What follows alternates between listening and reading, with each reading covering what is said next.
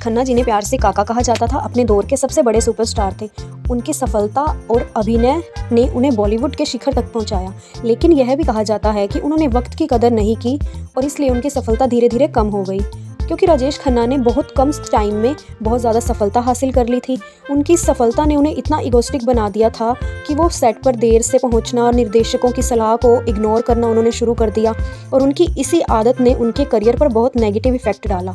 1970 के लास्ट में अमिताभ बच्चन जैसे नए अभिनेताओं का जो दौर शुरू हुआ, जिनकी एंग्री यंग मैन की जो इमेज थी वो बहुत पसंद आई दर्शकों को। राजेश खन्ना अपने टाइम के रोमांटिक हीरो वाली इमेज से बाहर नहीं निकल पाए और ना ही उन्होंने चेंज किया अपने आप को बदलते टाइम के साथ साथ। उन्होंने कई फिल्में अपने नाम के भरोसे पे की, बिना उसकी कहानी को देख के परख के, तो इस वजह से उनकी बहुत सारी फिल्में फ्लॉप हो गई और उनकी इमेज बहुत ज़्यादा गिर गई। सेट पर देर से आना, अपने साथ वाले जो उनके कलाकार थे और निर्देशक थे उनको वेट करवाना, कभी कभी मूडी होना, मतलब उनके इस तरह के रवैये पर बहुत सवाल खड़े करता है। फिल्म इंडस्ट्री ने उनकी इस छवि को कई अच्छे निर्देशकों और निर्माताओं को उनसे दूर कर दिया।